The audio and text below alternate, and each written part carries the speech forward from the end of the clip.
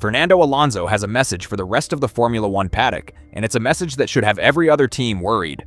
On the surface, Aston Martin's preseason testing has been a disaster. They've completed the fewest laps of any team, and by their own admission, they are up to 4.5 seconds off the leading pace. In a sport measured in thousandths of a second, that's an eternity. But in the face of this overwhelming evidence of a slow car, Alonso has revealed a quiet, steely confidence that is far more terrifying than any headline lap time. He's not just optimistic, he's certain. And when you understand the reason for his certainty, you understand why the rest of the grid is starting to get nervous. The source of Alonso's confidence can be summed up in 2 words: Adrian Newey, the legendary designer now at the helm of Aston Martin as team principal, has a track record that is unmatched in the history of the sport. For over 30 years, he has been the architect of championship-winning cars, a genius who can find performance where others see only limitations. And according to Alonso, Newey has a plan that involves starting the season on the back foot and then unleashing a relentless wave of upgrades that will propel them to the front of the grid. It's a strategy that is as audacious as it is terrifying for their rivals. When asked what Newey brings to the team, Alonso's answer was simple and direct.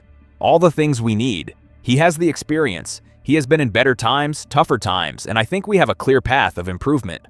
That clear path is what has the paddock worried. It's not just a hope. It's a meticulously planned development strategy. Alonso admitted that the team is still in the very early stages of understanding their new car. A car that features not only Newey's design philosophy, but also a brand new Honda engine and an in-house gearbox. For us, it's really the first test, to be honest, he said, acknowledging that missing the Barcelona test was not ideal. But even in these early stages, they have already identified some areas that we need to improve. This is where the story takes a turn. Instead of being discouraged by their current lack of pace, Alonso sees it as part of a larger strategy. We said at the launch of the car that we go from maybe a little bit more difficult start on the back foot to a much better second part of the season, and I still think the same, he confirmed. The second part of the season is when we need to be where we want to be. This isn't a driver trying to put a positive spin on a bad situation. This is a 2-time world champion, one of the most respected and intelligent drivers on the grid, laying out his team's game plan for the entire world to see, and that game plan is to sandbag in the beginning and dominate in the end. If you want to follow the story of Aston Martin's ambitious, come back and see if Newey and Alonso can pull off this incredible feat. Make sure you subscribe to the channel. We'll be tracking their progress all season long, bringing you the analysis and insights you won't find anywhere else. The first major step in this plan is already in motion. Alonso revealed that the car Aston Martin takes to the season-opening Australian Grand Prix will be a completely different machine from the one they've been testing in Bahrain. Melbourne's car is going to be very different, he confirmed, adding, "I saw some pictures and Adrian said at the launch as well. This is the first warning shot. While other teams are refining their launch spec cars, Aston Martin is preparing to unleash a B-spec car at the very first race. It's a bold move, and one that speaks to the confidence they have in their development capabilities. And that confidence, ultimately, all comes back to Newey. Alonso's faith in his team principal is absolute. In a statement that should send a chill down the spine of every other team boss, he said, "Not only Melbourne, we have a guy that after 30+ years in Formula One has been dominating the sport all of those, so eventually we will have the best car. It's a matter of time, but we want to have that as soon as possible." This isn't a hope, it's a declaration. It's a statement of fact from a man who knows what it takes to win championships and who now has the most successful designer in history in his corner. The rest of the paddock is now in a difficult position. How do you compete with a team that is openly telling you they are going to be slow at the start and fast at the end? How do you allocate your development resources when you know that a rival is planning a massive mid-season surge? It creates a strategic dilemma. Do you focus on maximizing your early season advantage, knowing that Aston Martin will be coming on strong later? Or do you hold back some of your own development budget to counter their late season push? It's a chess match, and Newey and Alonso have just made a very aggressive opening move.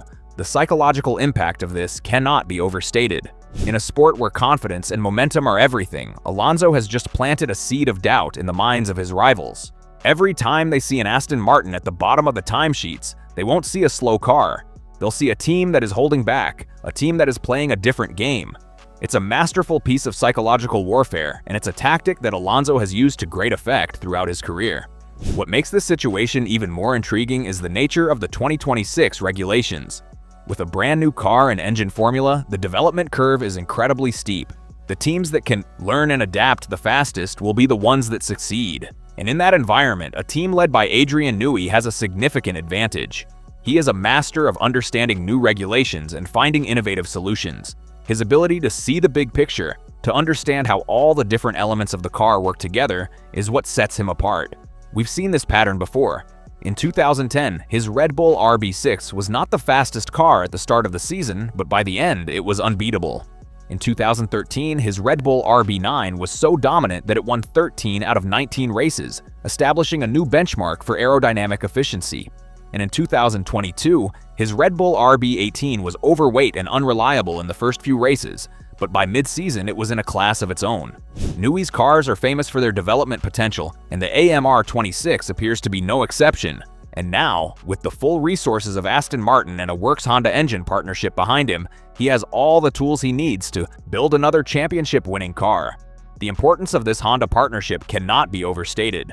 For the first time, Newey has a Works engine partner that is fully integrated into the design process from day one. This allows for a level of synergy between the chassis and power unit that is simply not possible with a customer engine.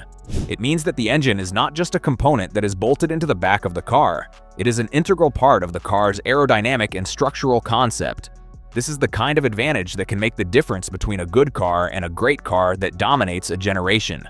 But there's another layer to this story that makes Aston Martin's position even more formidable. Lawrence Stroll's financial backing means that Aston Martin has resources that few other teams can match. They're not just building a competitive car, they're building it with the kind of unlimited budget that allows for rapid iteration and development.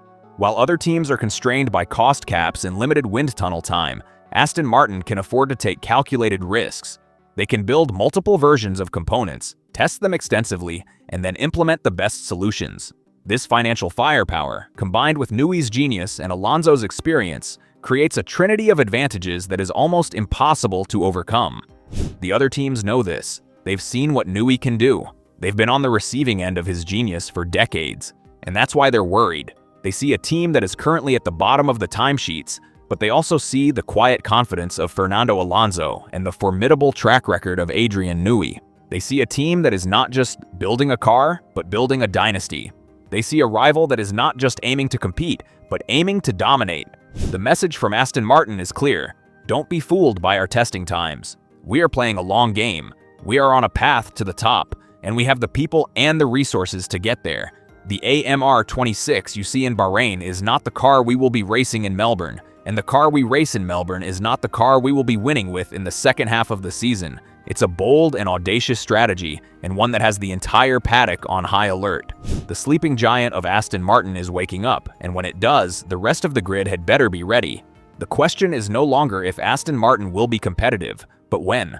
And for the rest of the paddock, that is a very worrying question indeed. For a team that has spent decades as a plucky underdog, the transformation into a feared predator is now complete, and the rest of the grid has been officially put on notice.